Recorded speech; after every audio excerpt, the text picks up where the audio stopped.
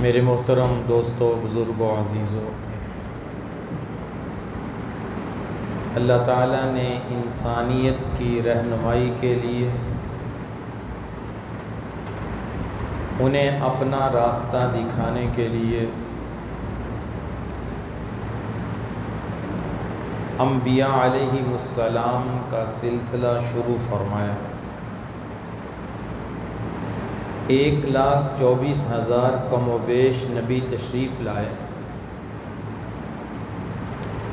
ہر نبی کی آمد کا ایک مقصد ہوتا تھا۔ اگر ہم مشترکہ طور پر اس مقصد کے خلاصے کی بات کریں تو وہ ایک ہی بات تھی، اللہ کی مخلوق کا تعلق خالق سے قائم کرنا، اللہ کی مخلوق کو اللہ سے جوڑنے کی محنت کرنا ہر آنے والے نبی کا مشن اور مقصد تھا۔ اس مشن اور مقصد کے راستے میں اللہ کے برگزیدہ نبیوں نے بڑی بڑی قربانیاں بھی پیش فرمائیں۔ آخر میں اللہ نے ہمارے نبی حضرت محمد صلی اللہ علیہ وسلم کو مبعوث فرمایا، اور آپ کی جو نبوت ہے وہ کسی زمانے تک محدود نہیں ہے، بلکہ قیامت تک آپ کی نبوت کا زمانہ ہے، اور آپ کی نبوت کسی علاقے تک محدود نہیں ہے۔ دنیا کے سارے انسانوں کے لیے آپ نبی بن کر آئے۔ آپ کی عالمگیر نبوت ساری انسانیت کے لیے ہے۔ آپ سے پہلے جتنے نبی تشریف لائے ان کی زمانہ نبوت بھی محدود ہوتا تھا اور ان کا علاقہ بھی محدود ہوتا تھا۔ مثلا حضرت لوط علیہ السلام ایک بستی میں نبی تھے، اور 7 بستی میں حضرت ابراہیم علیہ السلام نبی بنا کر بھیجے گئے۔ لیکن آپ صلی اللہ علیہ وسلم چونکہ آخری نبی ہیں، آپ کے اوپر اللہ نے ختم نبوت کے تاج کو سجایا ہے۔ آپ قل یا ایھا الناس انی رسول اللہ الیکم جمیعا، اے نبی اعلان کر دو، یہ بات کہہ دو، اے لوگو، یا ایھا الناس، یا ایھا المومن نہیں، یا ایھا المسلم نہیں، یا ایھا الناس، اے لوگو، ساری دنیا کے انسانوں سے خطاب ہے، یا ایھا الناس۔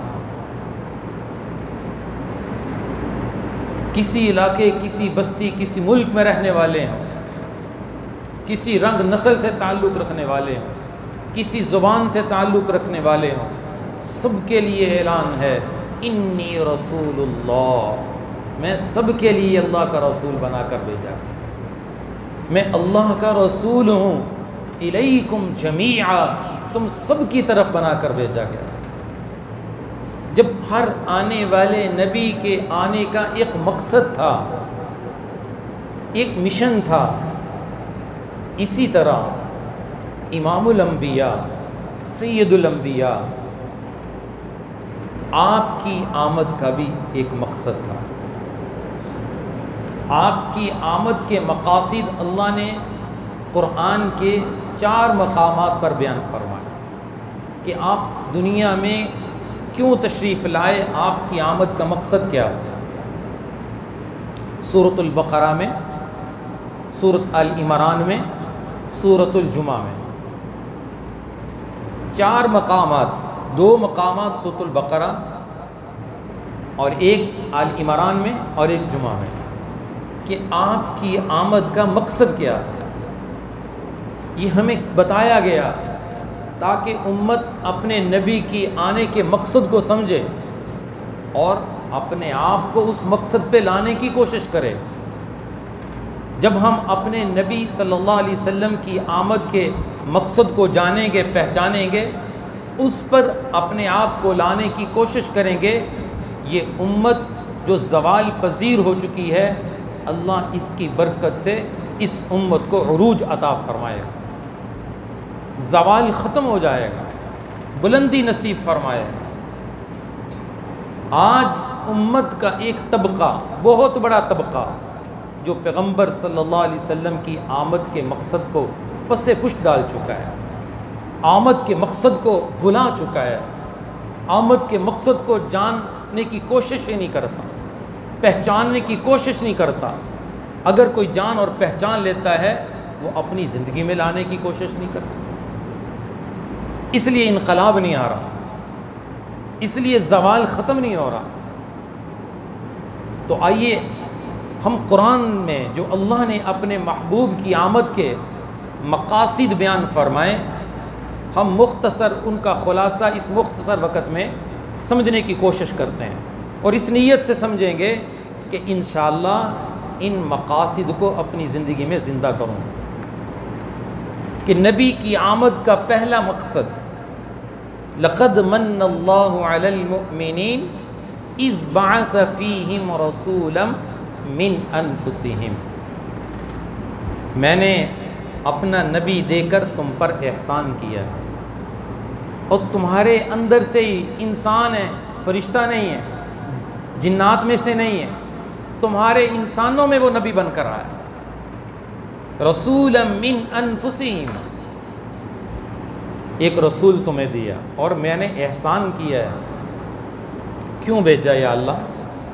اللہ تعالیٰ فرماتے ہیں میرے اس پیغمبر اور نبی کی آمد کا پہلا مقصد یتلو علیہم آیات، قرآن کی آیات کی تلاوت، قرآن کی آیات کی تلاوت، امت کو بتانا، امت کو سکھانا قرآن کیسے پڑھا جاتا ہے۔ قرآن کی تلاوت نبی کی آمد کا مستقل اور پہلا مقصد ہے، یتلو علیہم آیاتہ،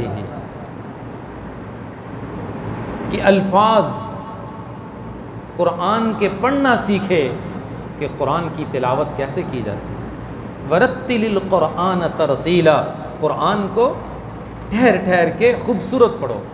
زین القرآن باصواتکم، قرآن کو خوبصورت انداز میں پڑھا کرو۔ نبی علیہ الصلوۃ والسلام کا فرمان، اللہ فرما رہے ہیں وَأَنْ أَتْلُوَ الْقُرْآنَ، قرآن کی تلاوت کرو۔ اللہ فرما رہے ہیں اُتْلُ مَا أُوحِيَ إِلَيْكَ مِنَ الْكِتَابِ، اللہ نے تم پر جو کتاب وحی کی اس کی تلاوت کرو۔ تلاوت قرآن نبی کریم صلی اللہ علیہ وسلم کی آمد کا مقصد ہے۔ آپ نے اس مقصد کو بہترین طریقے سے پورا فرمایا، اور صحابہ اکرام قرآن پڑھتے تھے، قرآن سیکھتے تھے۔ کیسا قرآن پڑھتے تھے؟ ایک دن آپ صلی اللہ علیہ وسلم حضرت ابی بن کعب سے کہنے لگے، یہ صحابہ میں قاری مشہور تھے، قراء، ابی تم قرآن سناؤ۔ حضرت ابی کہنے لگے رضی اللہ تعالیٰ عنہ، یا رسول اللہ قرآن تو آپ پہ نازل ہوتا ہے، آپ قرآن سنائیں۔ تو آپ نے فرمایا ابی، میرے اللہ نے مجھے کہا ہے کہ ابی سے قرآن سنو، میرے اللہ نے۔ حضرت ابی کہنے لگے یا رسول اللہ اللہ نے میرا نام لیا ہے؟ فرمایا ہاں تیرا نام لیا ہے اللہ پاک۔ حضرت ابی کی کیفیات ہی بدل گئی کہ میرے اللہ نے میرا نام لے کر فرمایا کہ ابی سے قرآن سن۔ کیا اللہ سے عشق تھا، کیا اللہ سے محبت تھی، کیا قرآن کا عشق انہیں نصیب تھا۔ قرآن کی تلاوت صحابہ میں بڑا ذوق تھا۔ آپ رات کو نکلتے تو صحابہ کے گھروں سے قرآن کی تلاوت کی آواز آ رہی ہوتی تھی۔ ایک دن نکلے، حضرت ابو بکر بھی تہجد میں قرآن پڑھ رہے ہیں، حضرت عمر بھی پڑھ رہے ہیں۔ تو حضرت عمر سے کہا تم تھوڑا سا آہستہ پڑھا کرو، حضرت ابو بکر سے کہا تم تھوڑا سا اونچا پڑھا کرو۔ قرآن کی تلاوت اللہ کی رحمت کے نزول کا سب سے بڑا اور بہترین ذریعہ۔ ایک صحابی کہنے لگے یا رسول اللہ رات مجھے آسمان سے روشنی اترتی محسوس ہوتی رہی، بہت نور محسوس ہوتا رہا. میں نے آنکھوں سے دیکھا. وہ کیا تھا؟ فرمایا تو قرآن کی تلاوت کر رہا تھا، اللہ کی رحمت کا نزول ہو رہا تھا. تو قرآن کی تلاوت کر رہا تھا، اللہ کی رحمت کا نزول ہو رہا تھا. نبی کی آمد کا پہلا مقصد ہے امت قرآن کو چھوڑ چکی ہے. پہلے گھروں میں صبح اٹھتے قرآن کی تلاوت کی آوازیں آتی تھیں، اب موبائل کی آوازیں آتی ہیں. پہلے اٹھتے ہی قرآن کھولتے تھے، اب موبائل کھولتے ہیں. سوچیں بدل گئیں، ذوق بدل گئے، نظریہ بدل گیا. قرآن ثم ان علینا بیان، قرآن کی پہلے تلاوت پہلا مقصد.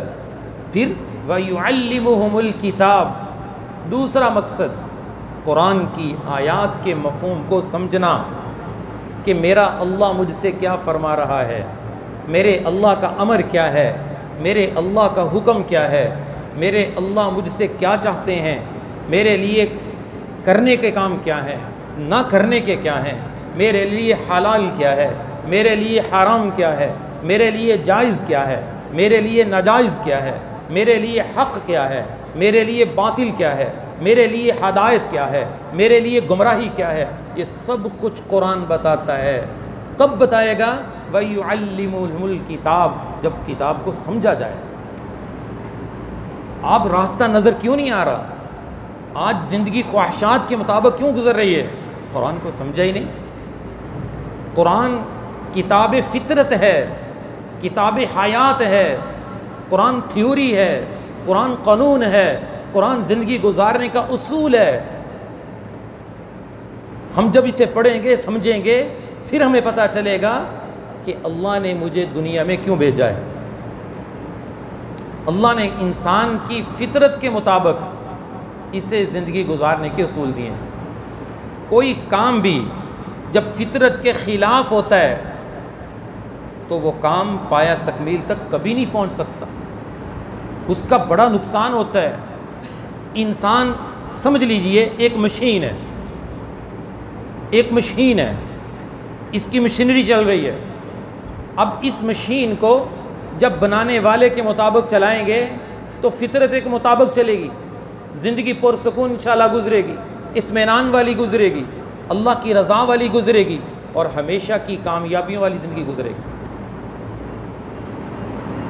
ایک گاڑی بنانے والا انجینئر گاڑی بناتا ہے، وہ یہ بتاتا ہے یہ گاڑی کی فطرت میں پٹرول ہے، آپ اسے پٹرول پہ چلائیں گے تو گاڑی چلے گی.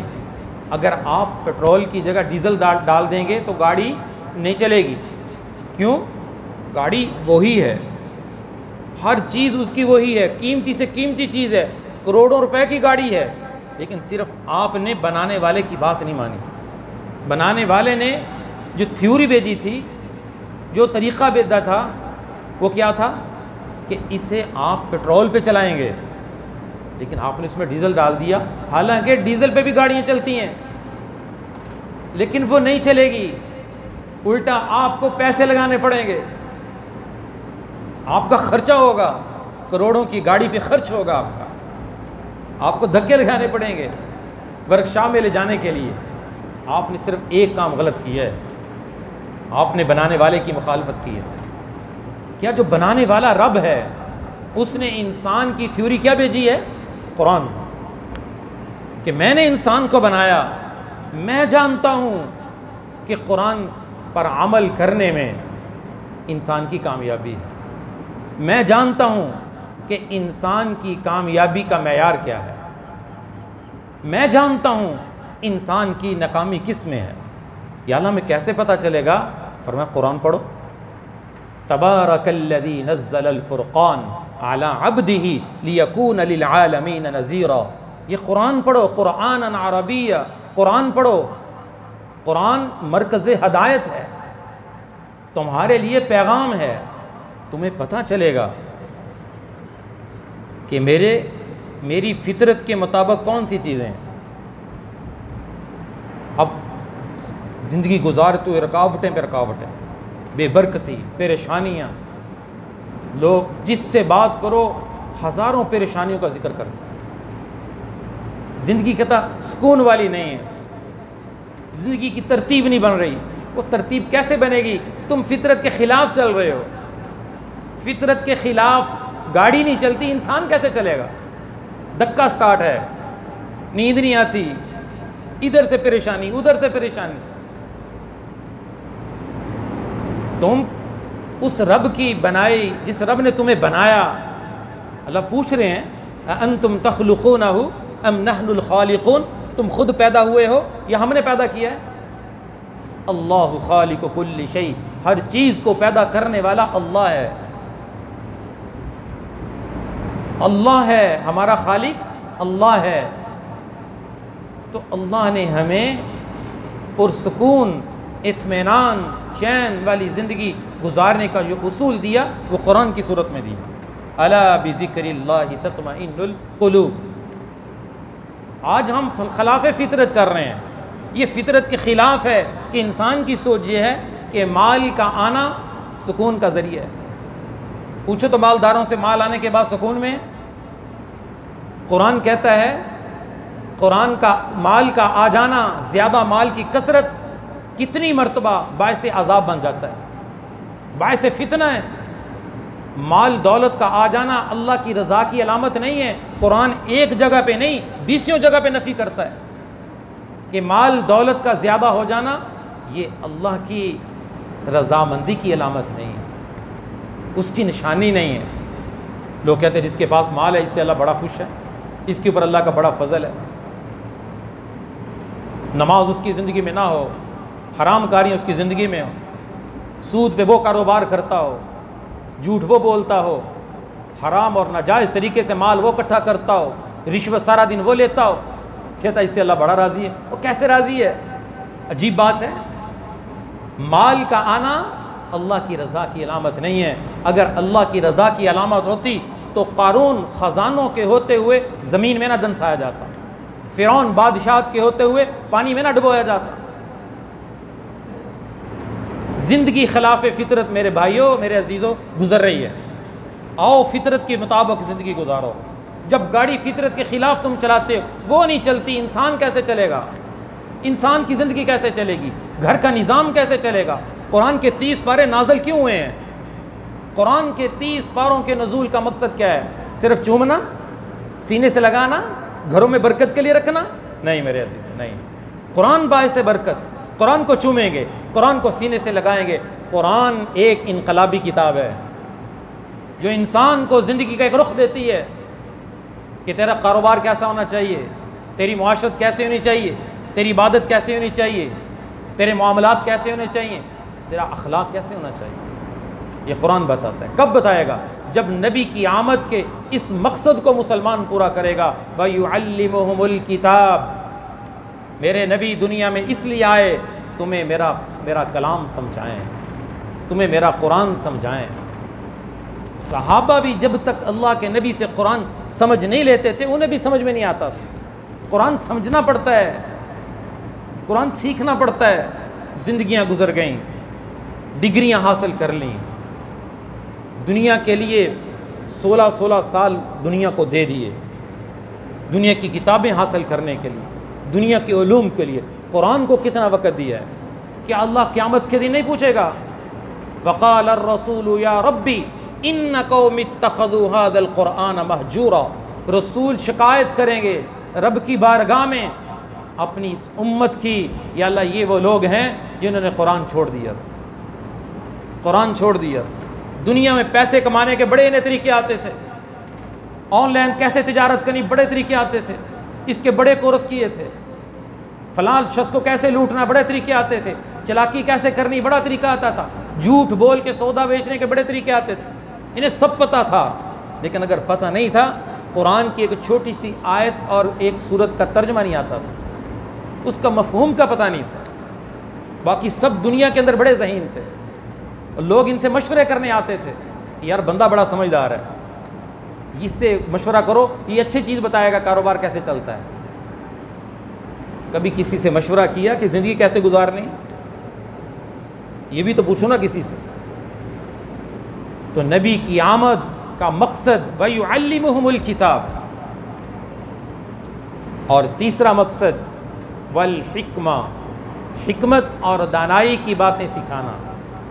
میرے نبی نے حکمت کی باتیں سکھائیں، میرے نبی نے خوبصورت معاشرت سکھائی، کیسے تربیت کی صحابہ کی، وقت نہیں میں تفصیل میں جاتا کہ میرے نبی نے کیسی کیسی حکمت کی باتیں سکھائی ہیں۔ انسان کی پیدائش سے لے کر جب یہ ماں کے پیٹ سے باہر آتا ہے اس وقت سے لے کر قبر کی لحد تک کے احکام میرے نبی نے سکھائے ہیں۔ لاؤ زندگی کوئی ایسا شعبہ جس میں میرے نبی نے تمہیں حکمت کی باتیں نہیں سکھائیں۔ میں کس چیز کا تذکرہ کروں؟ آپ خود سیرت پڑھیں، اپنی امت کو فلاح کی باتیں، کامیابی کی باتیں سکھائیں، اور فرمایا تم لوگ جہنم کی طرف ایسے دوڑ رہے ہو جیسے روشنی لائٹ جل رہی ہو، اور حشرات الارض اور اسی طرح چھوٹے چھوٹے جانور، وہ پرندے، وہ اس کی طرف بھاگتے ہیں، اس طرح تم اس کی طرف جہنم کی طرف بھاگ رہے ہو۔ میں تمہیں پکڑ پکڑ کے جہنم سے بچا رہا ہوں، تمہیں کھینچ رہا ہوں، اس کی طرف نہ جاؤ، یہ ناکامی ہے۔ تمہیں راستہ دے رہا ہوں کہ تمہاری منزل کیا ہے، تمہارا راستہ کیا ہے۔ لیکن انسان کا دل اس بات کو قبول کرنے کے لیے تیار نہیں، اس لیے بارہا مرتبہ کہتا ہوں، زندگی گزر گئی، بیان سن رہے ہیں، سیرت سن رہے ہیں، قرآن کا پیغام سن رہے ہیں، لیکن زندگی اسی طرح گزری جس طرح پہلے گزر رہی تھی۔ انقلاب کیوں نہیں آ رہا؟ ہر انسان کچھ دیر کے لیے ضرور سوچے کہ میری زندگی میں انقلاب کیوں نہیں آ رہا، ایمانی اعتبار سے ترقی کیوں نہیں ہو رہی، اعمال کے اعتبار سے ترقی کیوں نہیں ہو رہی، میرے گھر کا ماحول کیوں نہیں تبدیل ہو رہا، میری سوچ کیوں نہیں بدل رہی۔ میرے نبی کی آمد کا تیسرا مقصد حکمت کی باتیں سنانا۔ کھانا کیسے کھایا؟ بتایا۔ پانی کیسے پیا جاتا ہے؟ بتایا۔ سویا کیسے جاتا ہے؟ بتایا۔ اٹھا کیسے جاتا ہے؟ بتایا۔ بیت الخلاء کیسے جانا ہے؟ بتایا۔ بیت الخلاء سے باہر کیسے آنا ہے؟ بتایا۔ مسجد میں کیسے جانا ہے؟ بتایا۔ مسجد سے کیسے نکلنا ہے؟ بتایا۔ مہمان کی عزت کیسے کرنی ہے؟ بتایا۔ بیوی کو حقوق کیسے پورے کرنے؟ بتایا۔ اولاد کے کیا حق ہیں؟ بتایا۔ ایک ایک عمل کر کے بتایا۔